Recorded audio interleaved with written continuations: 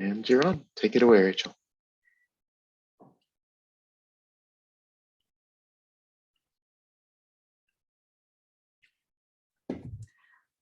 Good afternoon or good morning to wherever you may be zooming in from.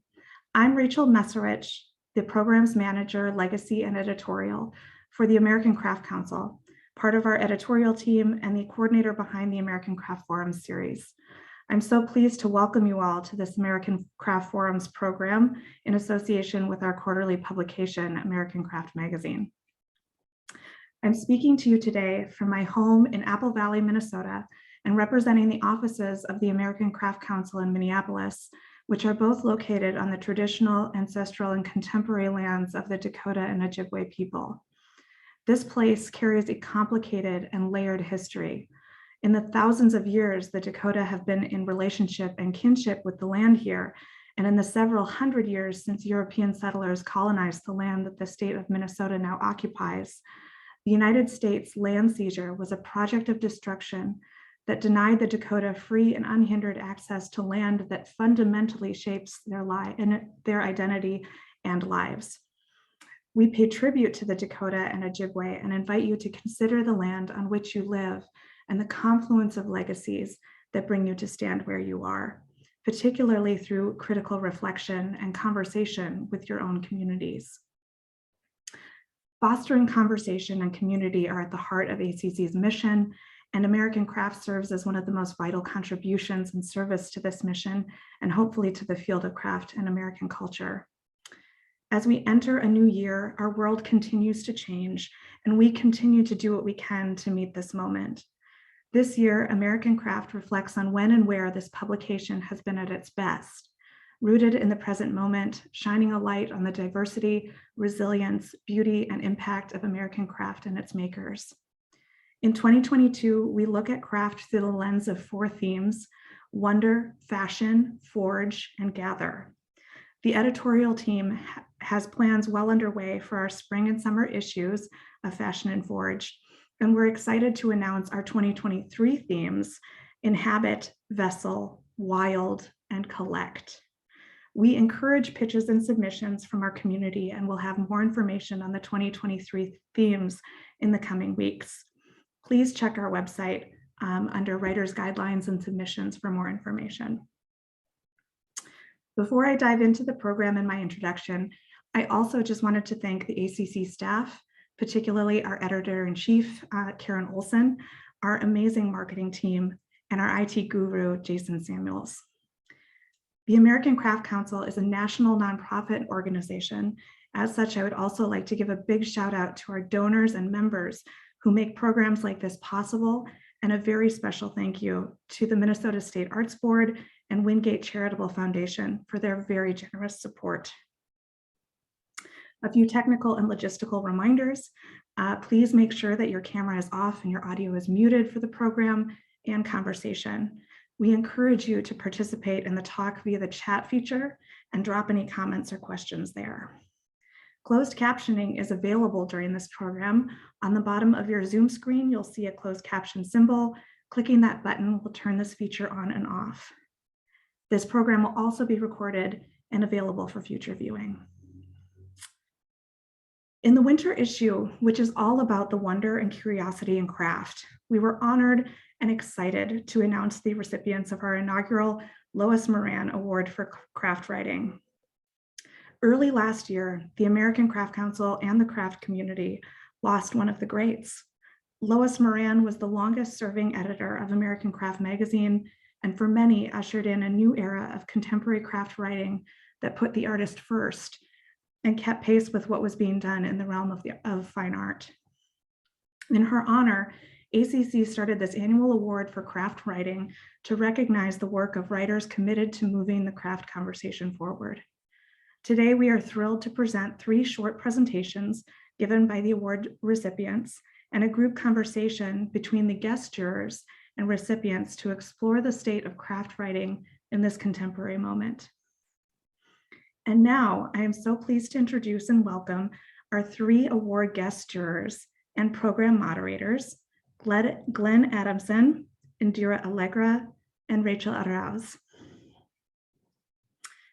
Glenn Adamson uses he, him pronouns, is a curator, writer, and historian based in New York.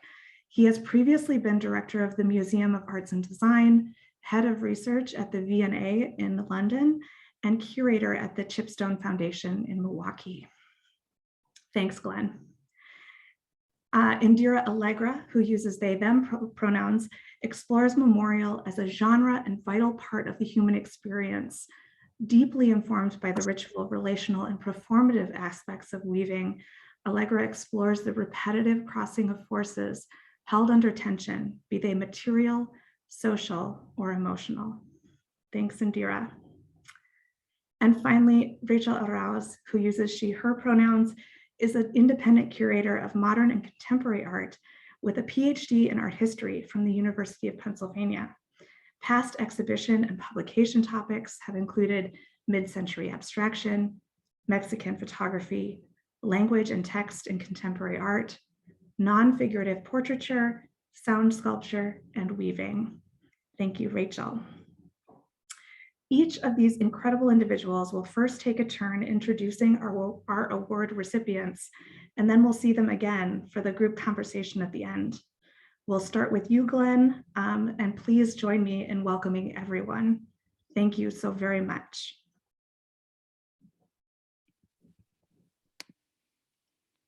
Hello, everybody. Great to be with you today. It's great to see so many people in the audience and so many friends and colleagues. I have the pleasure of introducing our first award winner, Velina Robinson Glass. Velina is a resin and multimedia artist. She holds a BA from Temple University and an MBA from LaSalle University, and studied jewelry design and metalsmithing at MICA, Maryland Institute College of Art. In 2004, she left the healthcare industry to focus on a career in the arts, and her work has been featured in many publications, including Art Jewelry Magazine. She's also taught courses at Tampa Museum of Art and the Gem Cutter Guild of America. In addition to Metalsmith, which is where she published her award-winning essay, Moving Beyond Acknowledgement, Systemic Barriers for Black American Metalsmiths, which I'll get back to in a second. She's also written for Art Jewelry Facet and Polymer Clay Express magazines, and she's participated in many craft exhibitions over the years, including the ACC's own shows in Baltimore and elsewhere. She is finally the former president and secretary of the Metals Guild of Maryland and former secretary of the Gem Cutters Guild of Maryland, and you can find her at fineartresin.com. And I just wanted to say a little something about the essay that we recognized. Maybe before I do that, I should just note that, of course, 3 different writers were recognized in this inaugural Lois Moran Prize, and partly that was because of the jurors' own feeling that we wanted to promote the idea of craft writing as a collaborative enterprise, a kind of group project of many hands. And also because we thought of it as something Lois Moran herself would have liked. She wasn't somebody to play favorites, and she was always really dedicated, not necessarily to the forwarding of one lone voice, but rather the promotion of a collective sensibility, a sort of field-wide endeavor of understanding and articulating the value of craft. So in recognizing 3 separate writers, we felt that we were being sort of true to her own vision. And I'll have a little more to say about Lois in a little while. But first, I want to hand it over to Velina. Her essay, Moving Beyond Acknowledgement, really impressed us as jurors. First and foremost, I would say because of its research and level of commitment. So as I'm sure will come across in her comments now, Velina took a very hard look at the metalsmithing field and thought about the inherited bias and systemic racism that's still evident in not just that field, but craft and the arts more generally. But rather than simply asserting that fact, which unfortunately will come as no surprise, she actually substantiated it through a really kind of lapidary focus on particular examples and a sort of quasi-statistical analysis of the situation. So it's a really terrific piece of primary research that others can build on, looking at either at metalsmithing or at other fields. So I'm going to leave it there and welcome Velina to the virtual podium. Velina, could we have you please turn your camera on? Thank you. I'm working on it. Hi, good day, everyone. why are Black women so loud? If you haven't thought it, someone has said it around you. And it's something that comes up a lot with me because I am a loud Black woman. And the reason is that my voice has been muted for so long that I find I have to go that extra effort to make myself heard. So I'd like to thank Adrienne Dalton, the editor at Middlesmith Magazine, for allowing my voice to be heard through their publication, and also the American Craft magazine for letting my voice be heard through their community. It really has been a privilege for me to participate in this program. So when I wrote my article, the survey, I did a lot of data-oriented research because I do come from a business background. I wanted to substantiate my work with solid data. And so the question that I would ask first is, do you consider yourself a diverse organization? The response was always yes. The next question is, what percentage of your population, your artists, your students, are minorities? And the response to that was usually 40 to 60%. And then I would ask the question, how many of those minority students are Black Americans or Black people that are descendants of the transatlantic slave trade? And the number one response was none. Number two was one. Only one person actually had two. And so I was so shocked by the results because I knew that there was a form of systemic racism out here, but I did not realize, how much it had affected the Black artists in the metalsmith community.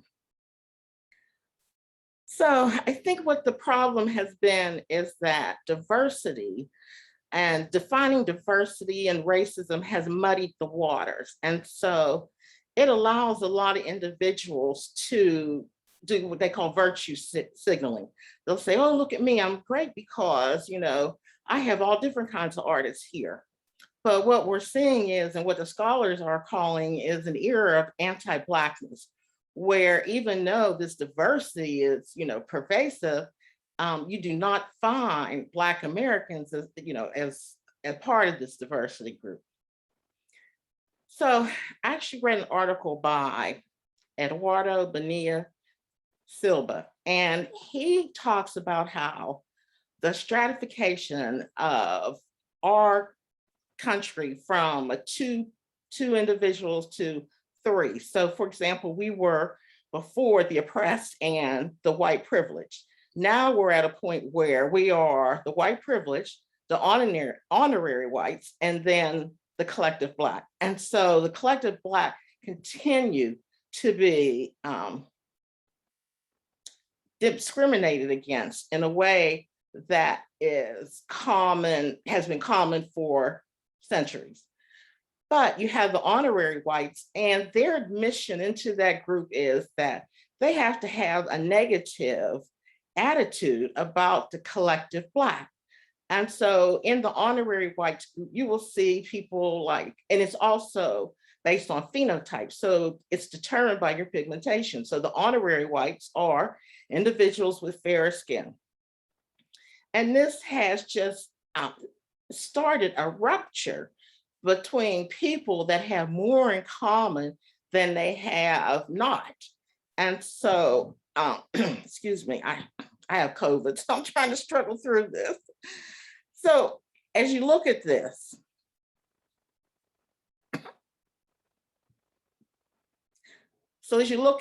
and how it has affected metalsmith, we are finding fewer and fewer Black Americans in the industry. The number one reason that individuals said they did not have Black artists was, number one, that they could not find Black artists. And number two is that there are not any Black artists in the industry. And both of these are obviously a fallacy. There are plenty of artists.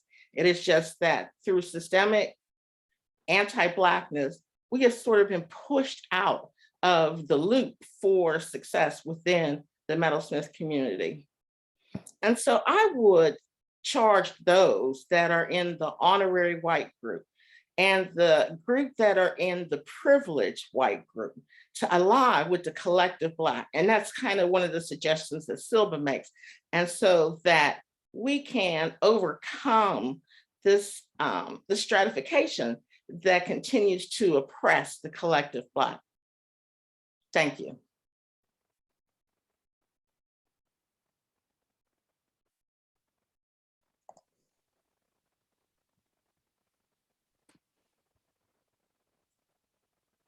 Am I supposed to introduce someone else? Thank you, Velina. No, Oh, okay, I'm today. sorry. I apologize, Velina. I'm trying to go back to the run of show to see if it's Glenn or Rachel coming back on now. Oh, no problem.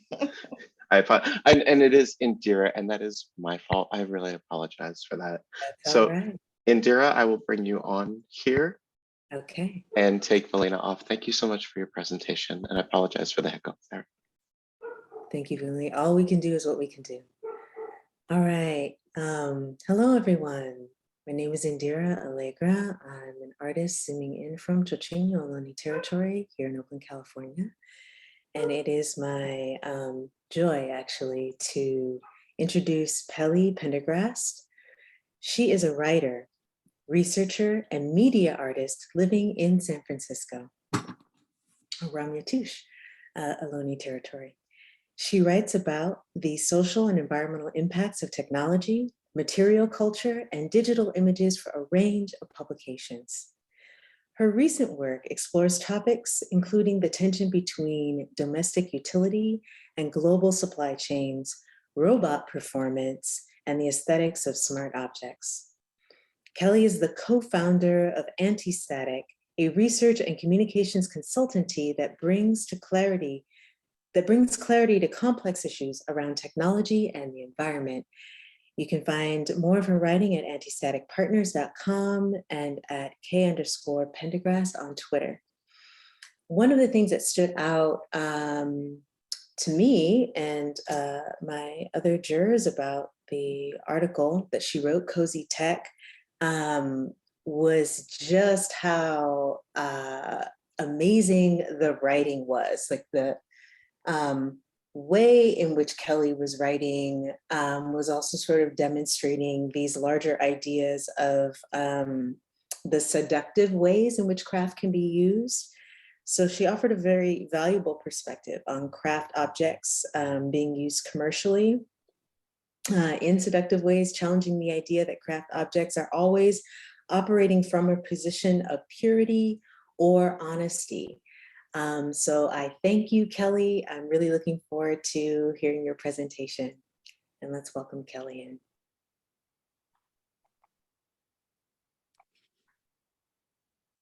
Thank you so much, Indira. I'm Kelly, and yeah, as Indira mentioned, I am across the bay from them. I'm in Ramyatush Ohlone territory, San Francisco, and I do have a few slides to show you, so I will let the tech experts run that side for you. I'm going to talk a little bit specifically about the piece that I wrote and a bit about how I backed into craft writing in this instance. So I have a background in art and film, but my public writing these days is mostly about the kind of the social and political impacts of technology, and specifically like the tech industry and the ways that new technology is positioned and mythologized in media and advertising.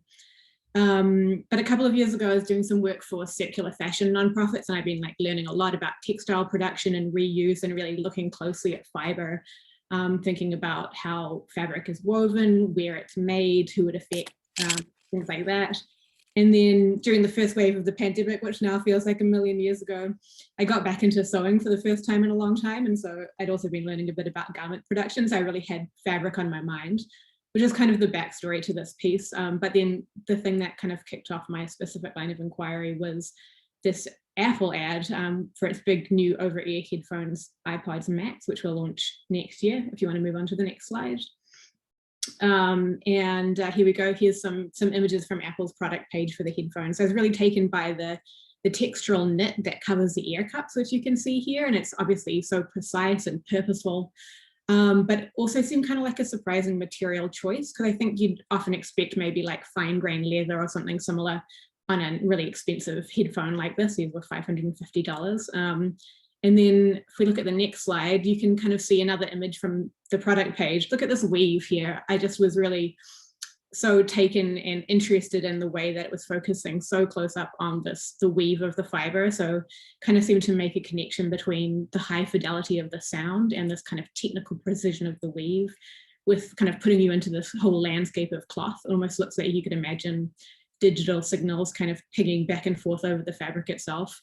And so this ad kind of got me thinking, as Indira pointed out, about the ways that fabric is deployed by tech company, and especially as they move into this new space with more audio products, things like headphones, and this ever kind of expanding array of smart speakers and home devices.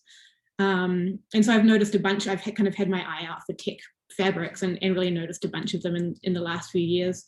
Things like smart home speakers, whether it's Sonos or Google Home, kind of clothed in this gray fabric, looking a little bit like domestic rocks. And then thinking about experiments also in smart textiles that let you, there was a project called Project Jacquard at Google and Levi's a couple of years ago, which was supposed to let you answer your phone by swiping some kind of embedded fibers on your sleeve. And so I've been really interested in what fabric and craft means when it's kind of brought into the realm of tech services. So the next slide is this kind of image of Google Home Mini, which is another device that really relies on fabric for a lot of its aesthetics and form. And Google have really had this embrace of cozy fabrics for their home device line recently, really a purposeful move, which was led in part by Ivy Ross, who's Google's VP of hardware design. And she said in one piece of ad copy, we're sitting in front of flat, shiny things all of the time, and we wanted to make technology a little bit more human by putting soft curves on everything. So that's an Ivy Ross quote. And since her arrival at Google, she kind of has really brought in this design and craft-centered approach that really centers like homeliness and tactility, and often integrates textiles into hardware in a growing way. And she said specifically, I wanted Google Home Mini to look like snow had fallen on a form. So this really like warm, comforting, kind of like domestic, Nordic sounding approach to fabric and fiber. And so on the next slide, there's just a close-up of this love and close-up of the fiber and cloth, which was used to kind of encase the smart speakers. Anyway, long story, but this got me thinking about the way that fabric and these craft techniques kind of provide a different kind of organicness from other kinds of tech materials. So, you know, plastic and metal are often molded to take on these organic forms, become biomorphic, but historically, you know, fabric is made more directly of organic materials. It's kind of grown, not rather than mined. And then fabric obviously comes into intimate contact with our bodies, clothing us and protecting us and draping us. And so you can see this intention on the next slide, which is, you know, this idea of bringing fabrics into technology in a way that encourages people to feel cozy and safe and protected. And so these pictures are from Google's installation at Milan Design Week in 2018. Yes, they had one, which was kind of interesting in itself. You can see there's a virtual reality device on the left by this kind of like cozy sock, and then on the right there's actually this woven panel that was put together, which shows, you know, some cell phones and some new headphones in this kind of like domestic weaving, which was kind of presented as a wall hanging. So in these cases, kind of craft and fiber and fabric technology are really brought into kind of a kind of like hygge modernism, I guess. Anyway, so the rest of my piece kind of spends some time thinking about the ways that fabric and craft are brought to bring a sense of softness and domesticity to unfamiliar technology, and specifically surveillance technology like smart speakers and these home devices, giving you this idea of kind of protectiveness and home comforts, where you might often feel otherwise feel surveilled or a little bit suspicious of the new technology. And then one final image on the last slide, Simply Safe, which is another home security system. Here's an image that kind of highlights this idea of surveillance and domesticity together. So they had this ad campaign that was simply called hygge, which is this Nordic idea of comforting and homeliness in the winter, really tying the idea of surveillance in with craft techniques. So yeah, that's a little bit of a background to what I've been thinking about and working on, and then really thinking about the ways that tech companies, and then also other kinds of industrial design, really call on fabric and cloth and fiber and craft to bring a sense of familiarity and coziness to technologies that are often quite extractive, can be damaging, can be collecting a lot of data about people. And so yeah, that's what that's how I kind of came to be writing about craft in this instance, and thinking about the ways that craft makers, crafters, and fiber artists and other kinds of artists maybe can be wary of the ways that their work and their techniques are being called on and utilized by companies who often don't have people's best interests at heart. And yeah, thank you to Sean in the comments talking about Ivy Ross, who is a designer and maker of knit clothing. And so that's, just interesting to think about the ways that commercial design and industrial design come together with more craft techniques, and artists and crafters are called on in these worlds as well. So yeah, thank you very much.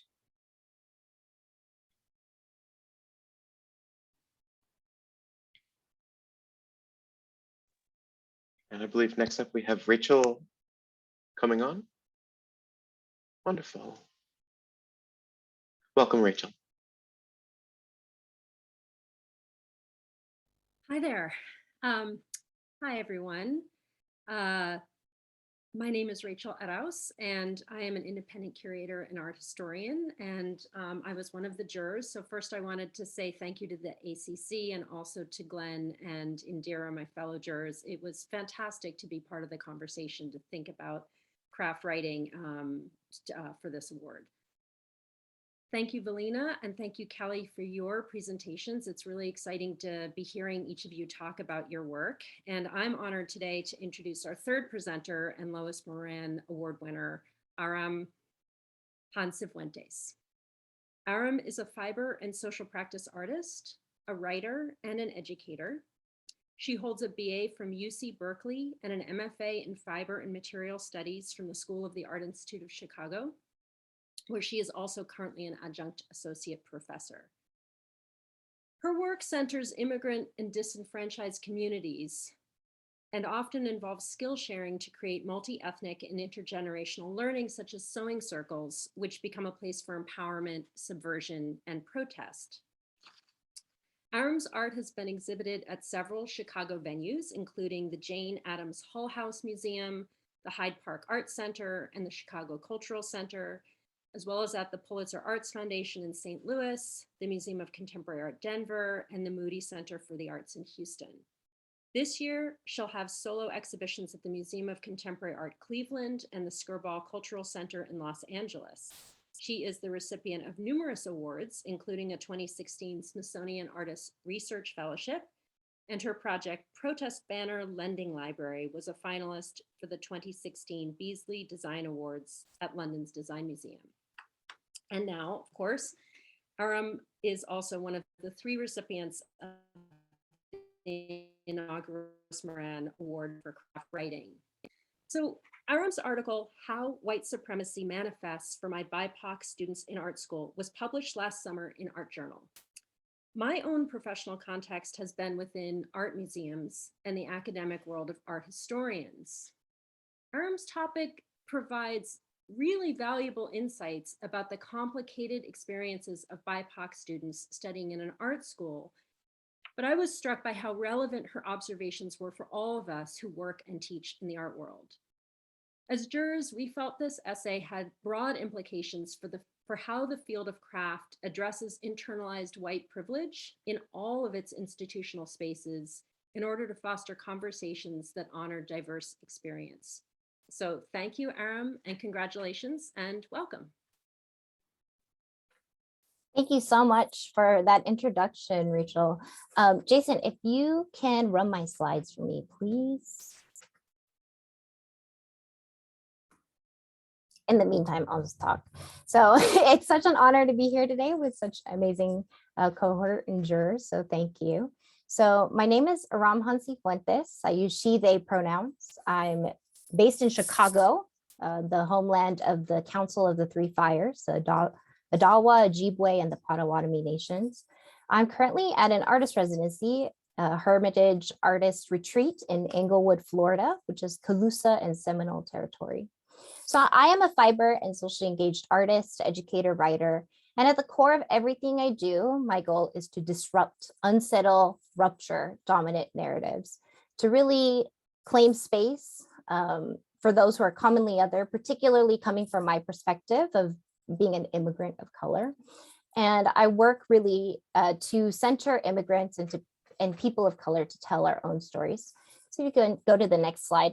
So I'm going to show a couple examples of my artwork as an artist. And I think it's all related and coming from the same place, right? So I do projects like this, the official unofficial voting station, Voting for All Who Legally Can't, which is a large multi-year, large-scale socially engaged project and participatory project that I did in 2016 and 2020, where I worked with over 50 collaborators to create more than 75 unique and different official, unofficial voting stations that create symbolic voting opportunities for the 92 million plus people who can't legally vote in the United States during the general presidential elections. Next slide. So I confront social and racial injustice against the disenfranchised, and oftentimes I do it by riffing off of these official institutions or bureaucratic processes to reimagine new, inclusive, humanized systems of civic engagement and belonging. Next slide. So I often work with a lot of collaborators to create these participatory and active environments where safety, play, and skill sharing are emphasized. And even though my projects are collaborative and communal in nature, they incite and highlight individuals' experience, politics, and voice. So for the next slide, this is Protest Banner Lending Library, which I've done since 2016, where I've been facilitating free and public protest banner making workshops and running lending libraries of these donated protest banners. Next slide, please.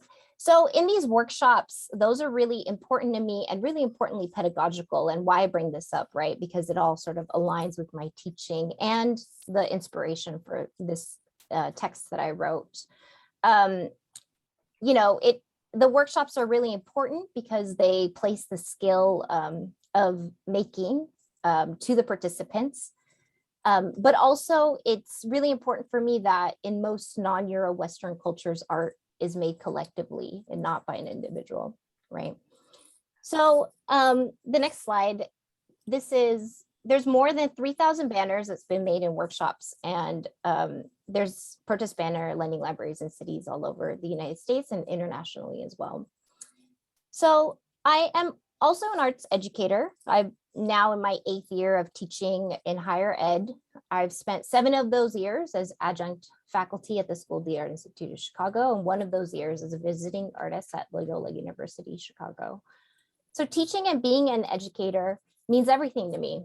I'm an artist today because I had amazing educators and mentors who have encouraged and supported me. And this leads me to my text. So for the summer print issue of Art Journal, I wrote how internalized white supremacy manifests for my BIPOC students in art school, which you can see in the next slide. So I'm going to read the intro for the text because I think it just explains it the best. So can you go to the next one as well? Thank you. So I'm a woman of color and an adjunct faculty member at a predominantly white university, PWI. As I am an artist who makes work about identity politics, my classes are full of Black, Indigenous, and people of color students who are often negotiating how their identities play a role in their art practices. My BIPOC students do a tremendous amount of work to navigate a PWI. They research classes to seek out BIPOC faculty with whom they feel safe to talk about their works and identities. My students seek my mentorship and confide in me their frustrations about learning at a PWI. And I spend a lot of uncompensated time and energy to listen to, hold space for, and guide students to make sense and process their everyday incidents of discrimination and racism. Most of their experiences come from everyday interactions in the classroom with their predominantly white professors and peers. As we know, the maintenance of racial subordination is largely unconscious, expressed through quotidian interactional, and everyday microaggressions. Sometimes the BIPOC students do not do assigned readings simply because they are tired of the white canon. Sometimes they stop showing up to class because they do not feel safe and included there. Sometimes my most engaged students are seen as confrontational in their other courses because they actively question and challenge white supremacy in the classroom as it manifests and is expressed by their predominantly white peers and professors. Over the years, I've written down the concerns of my students that they've shared with me, and these concerns are genuine contemplations and questions from my students that expose an ugly reality of white supremacy in art and art education. Like oppression, some of these points are clear, and while others are harder to decode and understand. It's not a comprehensive list, but more of a constellation of thoughts and realizations. So with this text, I really wrote this because, within my years of teaching and over the years, I've had so many students have such similar concerns. And I was really trying to look for texts that could support me or even that could support my students, right? But not really finding them out there. So then I decided that this is something that I have to write on my own, right? And so this is where that comes from. In the next slide, so I sort of go through 4 main types of comments and questions that my students bring up. So this first one is really about labeling, right? And being labeled as marginalized artists. Because so many of my students have this fear, and I must say it never really goes away because these concerns are things that I hear and feel myself, right?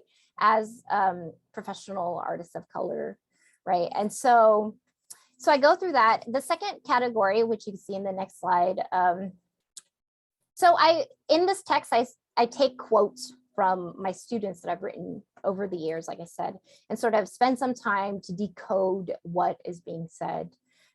In the next slide, you can see the second category that I write about is really about questioning of privilege, right? So can I make work about being, a former student asked me, can I make work about being undocumented? Yes, but I'm so privileged to have access to this PWI, right? And so I think that is really, it really shows how internalized it can get, right? And when we really think about this question, it gets really decoded to express who are you to represent your own culture of people? Who are you to speak for them, right? And so I talk a little bit about that. In the next slide, I talk about how my students get really self-conscious, right? About making work that if they do take their identity and culture head on, and it's like, I'm going to make work about this, then when they do, they get so much pushback, right? Because it still gets policed and challenged by white racial logic, right? So students are asking questions like, am I appropriating my own culture? Am I fetishizing myself? And I think that is really damaging.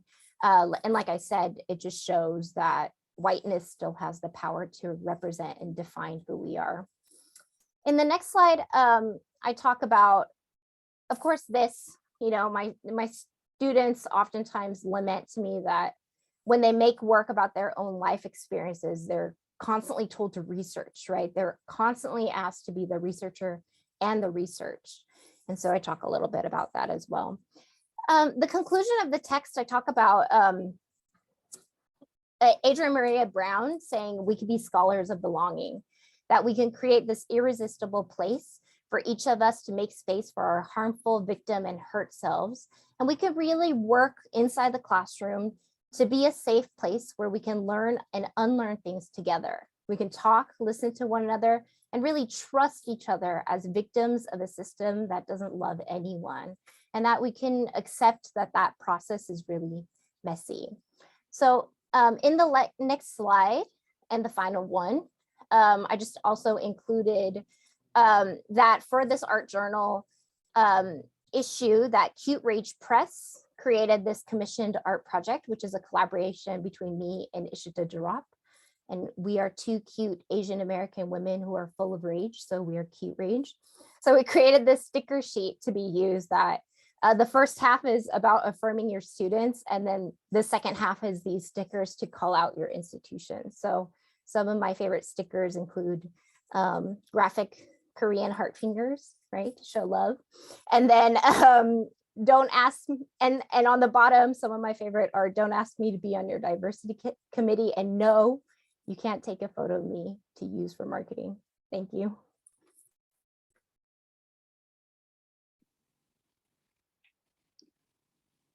Okay, thank you so much, Aram.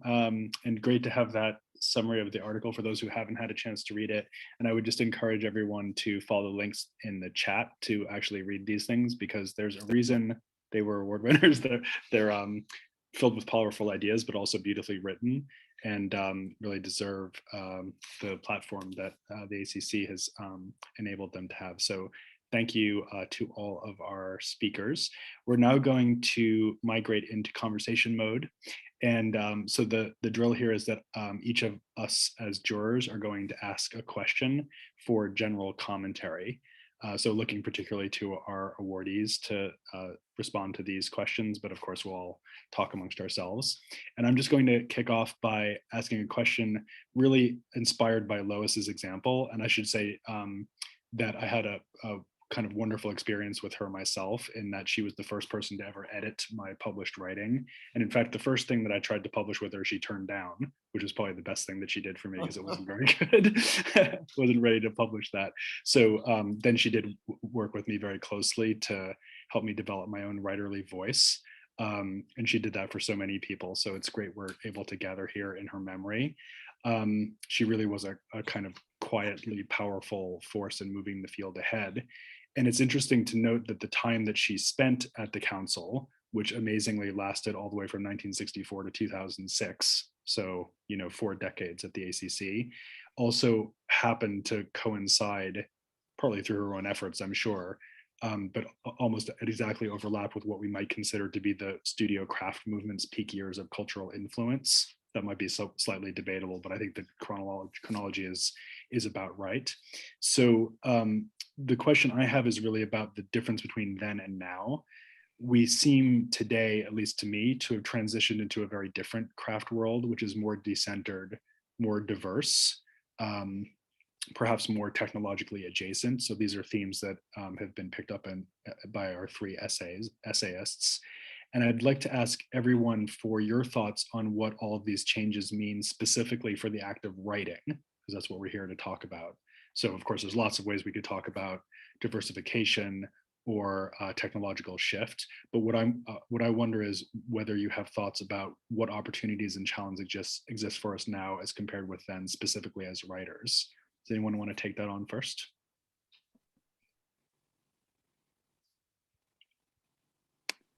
If not, I'm going to call on somebody. I turned on. I've really struggled with this question because I do not necessarily believe that we've transitioned into a more diverse craft population. I think everyone will agree that Black Americans have a unique relationship with this country. We're the only people here that came against our will. Everyone else came here because they wanted to be here. And so the tide of anti-Blackness stops us from fully participating in any system.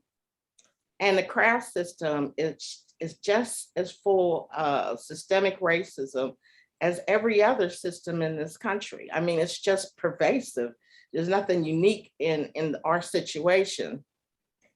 And also my own experience in that I have been subjected to anti-Blackness on several occasions where it was just obvious. I'll give you one example. I had called a local group of artists and I wanted to join their group. And they said, oh, sure, come on, come on. We have a meeting on Wednesday, come down, fine.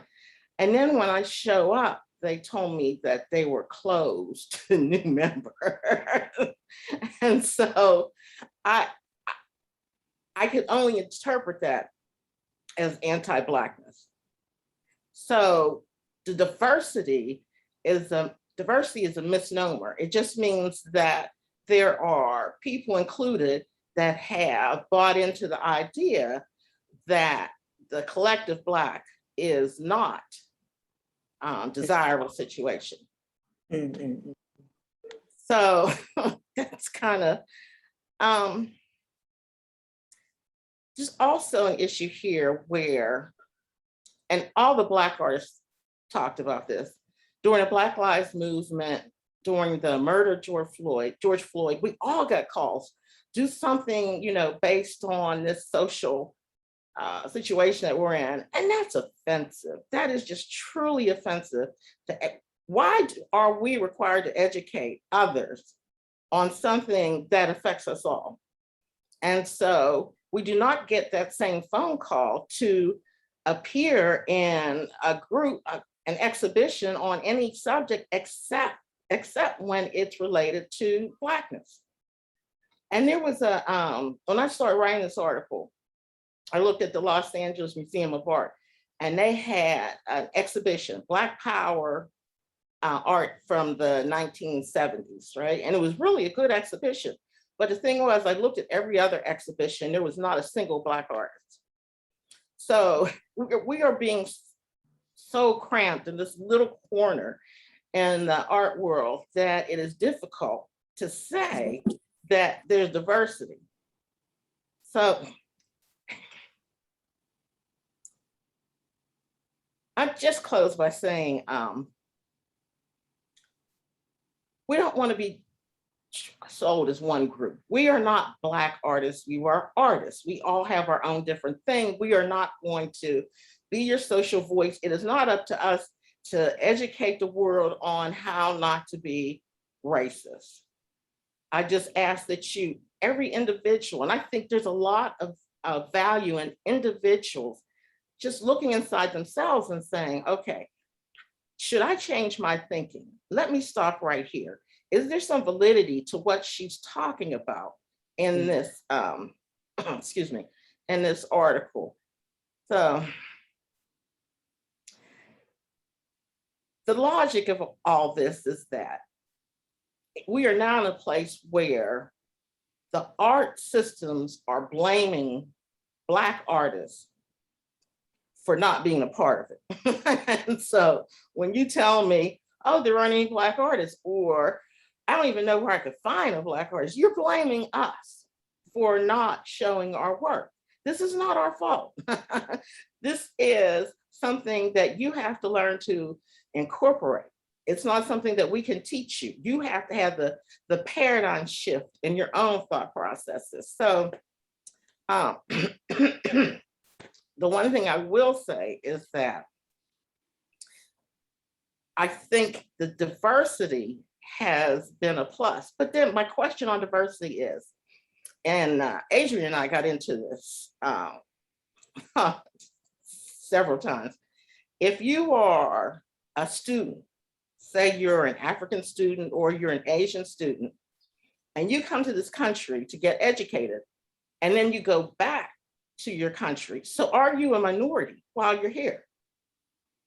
You come from a majority country, you're only here to get an education, but you're granted minority scholarships. So I think we've sort of lost our way on how do we work to help the people that are here, the people that have, that want to be here, that have struggled, and the artists that are being ignored. So my thing is, accept that there's anti-Blackness and ask yourself, what can I do to change that? That's all. Thank you, Velina. Yes, thank you for those powerful words. Do others want to talk to the specific issues? I'm particularly wondering if other folks would have comments on how writing as a discipline and an endeavor operates within the framework that Velina's just eloquently described. Does anyone have thoughts about that? Yeah, I really agree with a lot that Velina mentioned, right? That this diversity that people keep sort of presenting is, like Velina said, virtue signaling, right? And it's like, it's so co-opted, it's so shallow, it's so like, there's so much now, it's like a critique on whiteness, but it, you know, all these statements, right, that like all these institutions put out when that violence, when Black Lives Matter, when George Floyd was murdered, like, and the Asian hate, like all of this, all these like statements that people are putting forth are like just so shallow, right? And when we're looking at the changes that are happening, it's so slow, right? If there is any at all, right? Because like, who's the editors of these journals or magazines, or who's making those decisions? It's still predominantly, by so much, and we know this, white, right? And so I think that yeah, there's sort of, it's I don't believe it. The change is not happening. It's sort of actually getting muddier. And I think that is a really big issue, you know. And I think in terms of writing, you know, it's to be given an opportunity to write, you have to have a certain, most times, right, have a certain type of education or certain types of credentials. You have to learn to write a certain way and use citations. And I think that was, you know, I do that, right, in this text that I wrote, but I was really excited that Art Journal gave me more flexibility to like write more experimentally, right, and that I could make that up, right? But I think that is something that we need to think about more, right, within writing, is like those, again, like those barriers that we're creating for no reason, right? Well, I guess the reason is because we're, you know, upholding and maintaining white supremacy. That's the reason, you know? And so I think that I would like for the fields, and especially in, you know, in particular towards writing, for it to really be diverse, it needs to be, you know, it can look different, right? And that needs to be okay. Absolutely. Yeah. Velina and Aram, thank you so much for those words. And I've been reflecting on what you're saying with regards to Glenn's question as well. And I think there's undoubtedly been changes in the craft world, you know, over the last 40, 50 years, and some kinds of craft have kind of been accepted more into the kind of like art world proper, but still, you know, only certain kinds of crafts are valorized and brought into museums and prestigious galleries. And then, as you say, only certain kinds of writing are kind of given the opportunities to be presented in like catalog essays, critical writing, and magazines and things like that. So, and then on the other hand, you know, kind of craft has become more diffuse maybe, and crafters and artists are kind of brought into service in a lot of different fields. From, you know, Facebook has an artist program, apparel companies and all kinds of other companies use kind of craft and art techniques in their marketing and stuff. So I think there is this kind of diffusion, and it means that in a way there are maybe more opportunities for writing about craft, but again, only in certain forms and certain formats. And then possibly with this diffusion, there are like fewer opportunities for kind of collective thinking and exchange across disparate areas. And so that's one reason that I'm happy to be here, and happy that the American Craft Council are thinking about these issues. So I've got a fire engine going past. But I think really considering the way that often, as both of the other speakers talked about, this kind of idea of diversity, and, you know, diverse artists and crafters are often just tokenized or only accepted if they can kind of conform to certain ways of doing things and talking, is still really relevant. So yeah, anyway.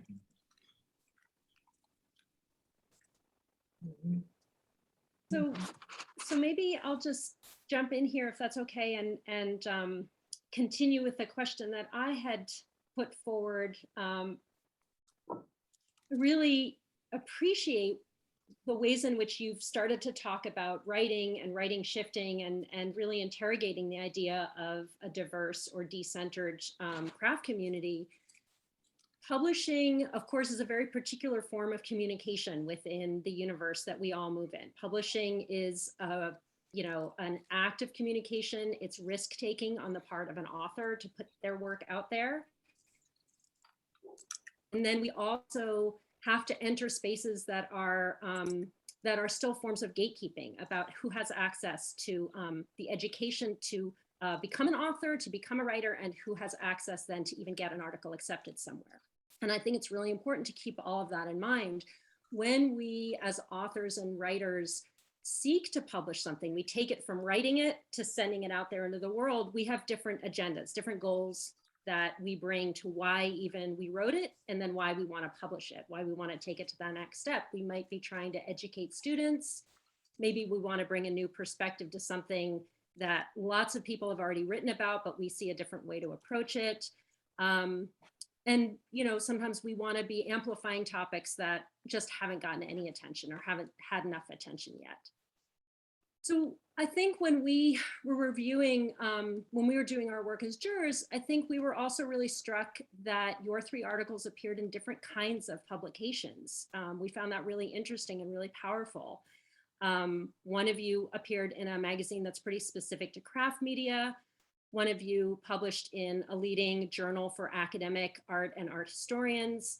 And then one of you published in a tech-oriented publication. So I would invite you to continue this conversation. You've already touched upon some of these issues, but I'm really curious about how and why you sought the publications that you ended up publishing in. Why those publications represented a readership that you felt was important. And maybe if you're comfortable, talk about, like, was there a struggle to get it published? Have you tried and failed to get stuff published because it couldn't find the right audience? So I just open it up to continue the conversation with some of those questions in mind.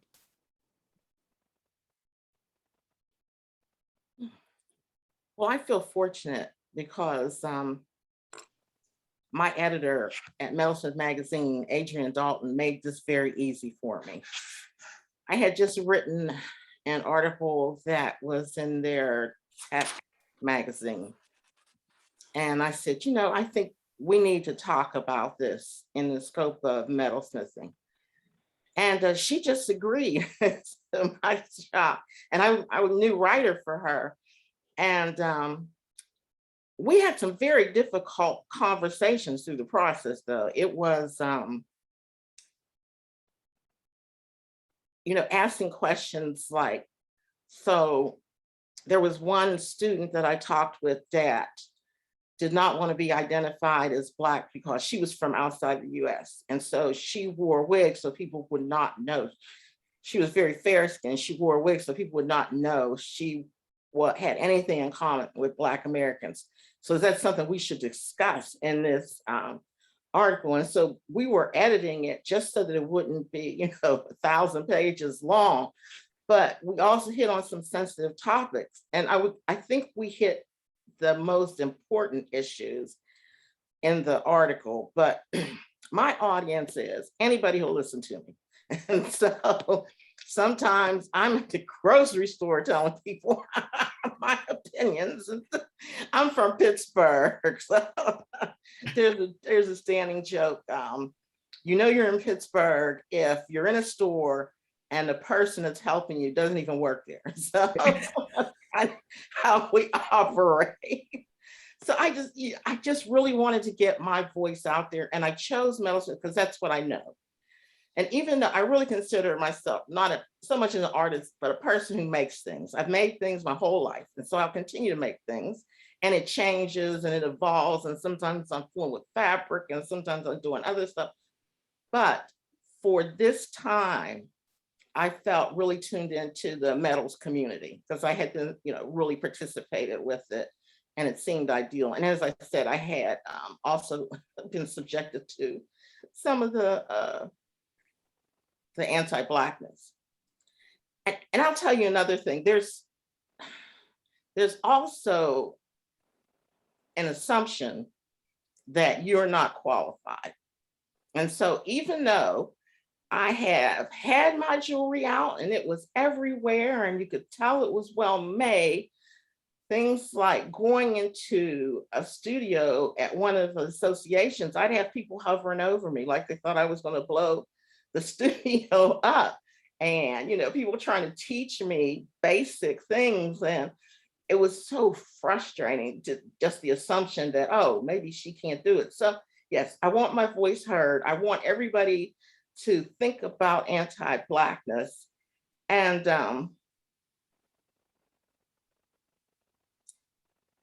in a new way. I don't want you to think about diversity. I want you to think about the individuals affected. I want you to think about anti-Blackness. I want you to think about anti-Semitic behavior. I want you to think about behavior that is anti-gay. I want you to think about that, but each in their own context, not as this whole thing, because each one has its different needs and obligations.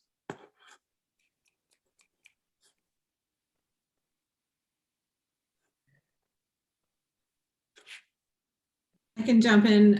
Velina, similar to you, maybe my audience is also just whoever will listen to me. And so I think for the piece that I published, it's in a publication called Real Life Magazine, which is kind of an technology and society online magazine. And it's where I publish regularly. And so I'm incredibly lucky and privileged to have a good relationship with the magazine, and also a really wonderful relationship with an editor there who I feel like has been really formative to my own writing, helping me foster my ideas and really encouraging me. So I think my writing comes from that kind of place of kind of being embedded in a publication to an extent and having great relationships with people there, and just the big privilege to be able to pitch weird ideas and have them accepted and fostered. And so I felt, after working with that publication for a couple of years, I really felt welcome to pitch and write more eccentric pieces that really diverge from, more traditional writing about technology and society. And so for that reason, I'd started to kind of write more pieces that brought in stuff from film and art theory and from craft and kind of materials world as well. And so that's kind of how my piece came to be. It really was just based out of a long-standing relationship that gave me access to a publication, access to a great editor, and the freedom to kind of like write what I was interested in and probably have it published.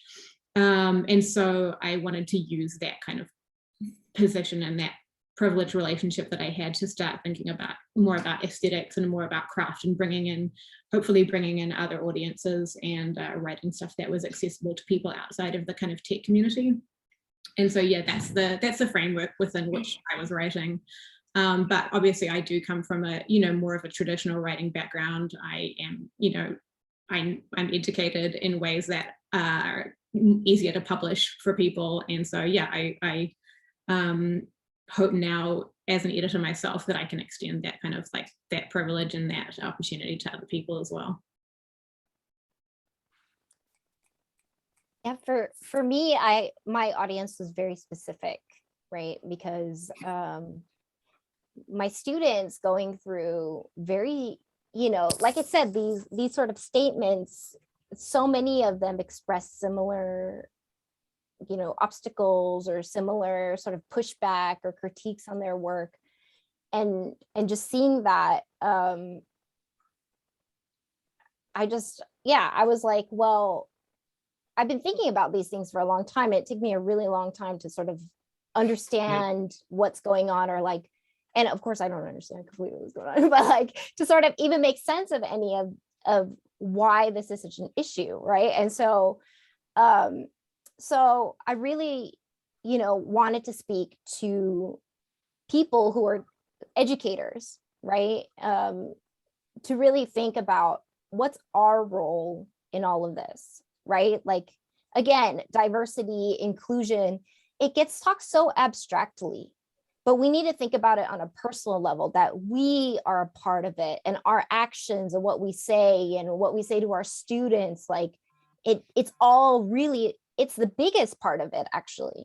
And so that's why I really wanted to write for our journal, to speak specifically to art historians, to art educators, to grad students and college students that also read Art Journal. And yeah, it was really great working with art. First, I was invited to write about my project official and officials voting station for Art Journal Open. And to Nicole Archer, the editor, I was like, but I also have this text I've been working on. I think I'm ready. And so she got me in touch with our journal's editor, Jordana, who was really excited about it. And like I said, gave me a lot of flexibility in terms of like how I wanted to write it, right? Because I didn't want to write it. So, you know, I wanted to be explore that more, right? And like insert this art project within it and include that as well as a part of that text. And so that was really exciting. And, you know, Art Journal, most of the issues you have to pay to be able to get it, but we also like agreed and thought it was really important to make that text for that issue accessible online. So we also put that on Art Journal Open, and that was really important to me. But yeah, it had a very specific audience. And yeah, I've had a lot of people reach out, particularly students of color who were just like, I feel seen, and that, yeah, that just, and I still have people reaching out to me. And every time I hear that, I get moved to tears, to be honest.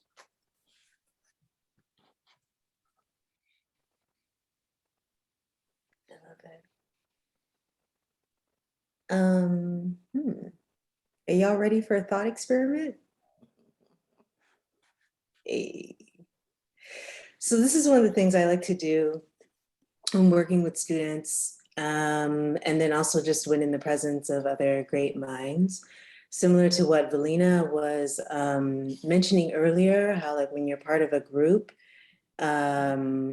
you tend to get, there's a professional tendency to get pigeonholed into only like writing about BIPOC things, or only doing exhibitions with other trans folks, or this or that. And actually, as artists, we can think about all sorts of stuff, right?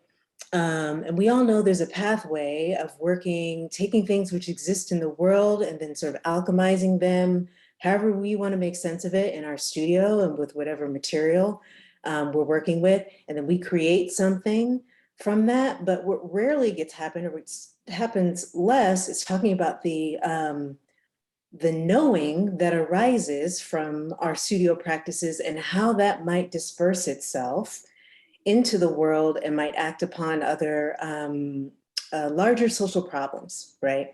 And it's something that when I travel outside of the US seems to be a very fluid part of conversations that I have in creative circles. But within the United States, you know, well, we're changing it all here today. So here's my thought experiment for you today.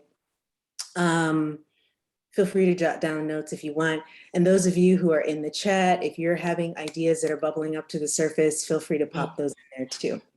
So it's the year 2024. Let's just, you know, move forward. And somehow I have become, through a miraculous series of circumstances, the first non-binary president of the United States. Who knew, America? But here we go.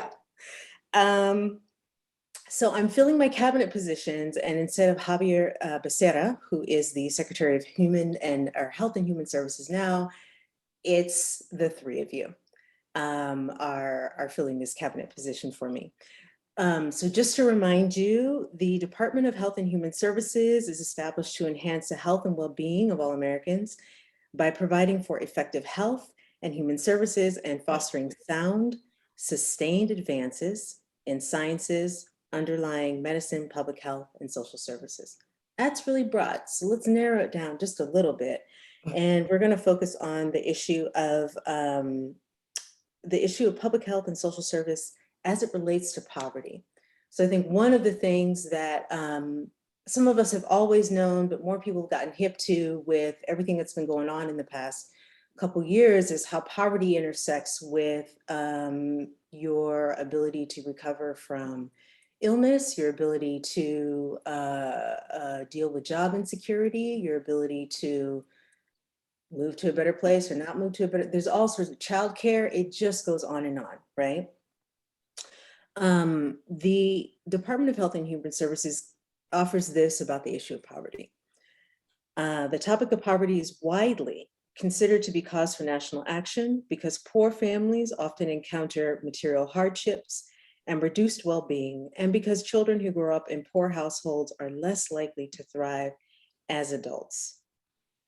So I'm going to ask the three of you and anyone else who wants to, like, you know, pop a comment in the chat, to begin to extrapolate from your unique knowledge basis a policy proposal to address some aspect of nationwide poverty or the emotional and psychological states associated with it.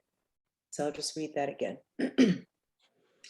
You're going to extrapolate from your unique knowledge basis. So be that in metal, in tech, in teaching, in anything that is happening in your studio practice. What have you learned there that could help you think about addressing aspects of nationwide poverty on the or the emotional or psychological states associated with it? Now remember, it's me who's president of the United States. So I'm really open to any kind of ideas that you have, any kind of interventions. You know, I'm here for a more creative country moving forward. Mm-hmm. I mean, nation states, yes, basic universal income, I see you. Yeah, I'm gonna just leave it there and y'all can have at it. Well, you really wanted to kick our butt on this one, didn't you? I'm just saying, and if you want to call into question what or who constitutes, like, who is an American? Because that's a point of question too. Who are we providing care for? Maybe we need to expand that as well. Maybe we need to think outside of the box in terms of what a nation state experiment can be. Y'all can take it in any direction that you want.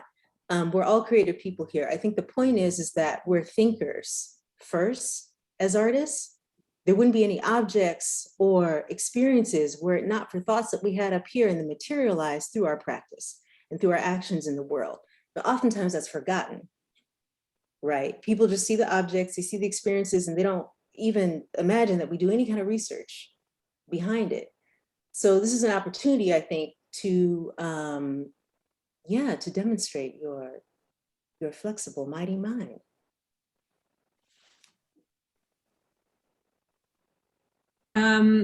I can give you a little bit of a thought on this. First of all, I give people money, give people resources so that they can serve and heal their own community using their own methodologies. And so I guess I come to this idea both as somebody who is and has been a maker, but also somebody who has worked on public policy, mostly in New Zealand, but have worked on various projects around health and human services and then digital inclusion and poverty alleviation. And what I've seen time and time again is that government, which I'm now a part of in the US miraculously, thank you very much, President Indira, still holds on to this power to distribute capital or distribute it via networks of nonprofits and things like that. But what I've heard from doing community-based work is that people know what they need to solve their own problems.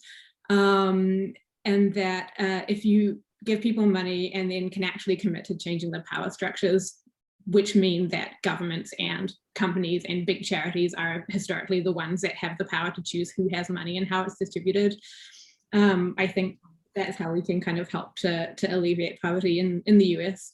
And I think that in terms of craft, if you give money directly to communities, it will mean that people will develop their own methods for healing and finding well-being, and using craft and making and community practices, I assume, would be part of that. And that, you know, I know that craft is tradition and often the ways that cultures and communities kind of embed their knowledge about materials and about healing and building in the natural environment. And so I'd be excited just to like give money to people, give money to communities, and just have immense faith that people would build their own practices and kind of cultures of healing and well-being. Thank you, Kelly. That's awesome. I'm looking at the chat too. I see from John, paid apprenticeships in the industrial trades, building arts and traditional crafts. From Carolyn, working collectively on projects, ventures, and everyone involved getting credit instead of only folks at the top. Aram's collective work is a great example of this. Aram, did you want to say anything in response to that in the chat? Thanks, Carolyn. But I can answer my question, which is, I mean, I have so many different answers, but mainly the only answer is socialism, right? because that would do so much, right? In terms of basic income, free education, right? Because like, I think Velina and I, you know, your text talks about it and mine talks about it without directly talking about it, but you know, it's like,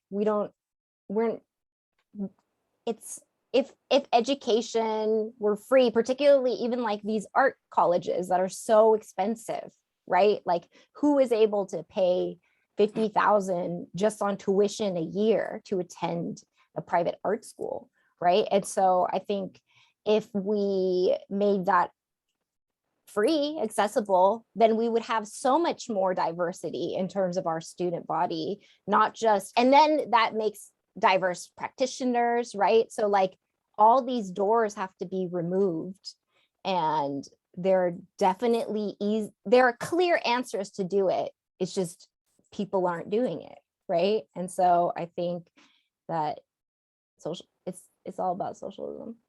Thank you. When I was looking at your question, I looked at it, you know, from a macro level, and I thought I'm from a micro level, and I said, no, that won't work. Macro, will that work? Thinking from economics, but what I came up with in the work as a craftsperson, there are certain hard and fast rules to everything you do.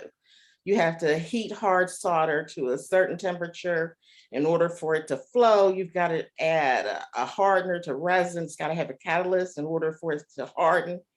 And so if you look at how we treat people with hard and fast rules, such as the UN's document on, oh shoot, why am I drawing a blank here? UN Universal Declaration of Human Rights. Human rights, yep. If you took that document and its updates, and before you made any decision on policy, on budget, or law, if you took that and said, okay, we're going to follow this universal document of basic rights. It is a right to have health care. It is a right to have shelter. And as you apply it to every decision that you make, the results would then follow. The elimination of poverty, the elimination of whatever. But then I also have another thing to add, and that is, this is just sort of the Pan-African socialist in me, you know, give according to your needs and receive, your ability, and receive according to your needs. And so with that in mind, I would also eliminate donations to charities and make it mandatory to give to the government, and then we can address what's most important. Not flying me to the moon. What's most important is feeding the children, making sure that everybody gets a good education, you know, whatever opportunities for all humans in this country, make those things available. So two-part. Thank you. Thank you. I want to hop back into the chat. I see, okay, hello, Canada. Here in Canada, we have cooperatives connected to arts and other ways of showing community-based care, removing eligibility standards that in truth signify that only certain kinds of people can apply for an internship, fellowship, or grant. Understand that an arts practice can start at any age and be in any form. I love that. Oh my goodness. Okay, Heather, protect the environment from major industry. I saw there was someone else also too. Oh yes, from Quebec. There's a program where doctors can prescribe visits to the Montreal Museum of Fine Arts, including free passes, to help reduce stress and boost mood, improve well-being, and give patients a chance to explore experiences and senses outside of their illness. Brilliant. And Dara, can I do a shout out too from the chat, because I see we have Heather from Surf Plus. Yes, yes. Worth noting that, I know we're in 2024 here, but Surf Plus is already doing a lot of this work and really deserve mention here because they are thinking about how craft can serve as a resilient, an economy of one. It can be a sort of resilient armature for an economy of one, and they do, write in after natural disasters, which of course are more and more caused by climate change. We haven't really talked about today, but is of course always forefront in our minds. And that's obviously another major means of achieving egalitarianism and liberation for the arts and politically speaking as well. And while I have the mic, can I also just ask you, Madam President, can we make January 13th annual Lois Moran Day? I mean, hey, let's do it. Listen, this question also so I'll answer it myself. It's only fair, or like sort of give more context as to where it comes out of. I feel like because weaving is essentially like a religion for me, or like a guiding philosophy. It has helped me so much to think about working with tension off the loom. If I were to continue to sit down and do what people have been doing for 30,000 years on the loom, that's great. But I think that the call is to, like, any of us who've taken yoga, your yoga teacher is always telling you to like take the yoga off the mat, right? It's like, how do I take weaving off the loom into the world and then become a woven thing myself in terms of how I approach situations, right? So my ability to be within the presence of tension in a very courageous way is so directly related to my training as a weaver. I can't disentangle those two, right? So I think that I think that anyone who is working in this field and everyone who is in the audience here, I just want to remind us, because so often, even within the art world, we're kind of maligned. We're so smart. We have such a resource at hand to help us go out into, like, the chat is like, y'all, you have all the answers right here. Thank you. We'd have like a big cabinet party, 2024, put it on your calendar. That's the first thing we're doing for January 13th. And we'll talk about all of these ideas. I'm so moved that, I think everyone's got it in them. Rachel, did you have something coming out of like your curatorial practice? Or actually, we might be at time. I think we're at time. I'm incredibly inspired and moved by your question and by all the thinking that people bring to this. And you're so right. There's an incredible talent and resource and genius within the arts community to solve real social problems. So yeah, it's a beautiful thought experiment. Thank you. Thanks, everybody. I just hopped back in just to kind of bring us all together, wrap up what turned out to be a really lovely program. Not that any of us should be surprised. But I just wanted to say thank you so much, Rachel, Glenn, Indira, Velina, Kelly, Aram, who had to bug out a little bit early. Thank you so much for your time, for your thoughts, for your writing, for your work. Just really moved by the conversation. And thanks to everybody who attended, everybody who put their ideas and their thoughts into the chat. This is the community. I mean, we're doing great things. We're continuing to push for big changes and go us. So anyway, thanks everybody, and I think that's a wrap. Thank you. Thanks, everyone. Thank you.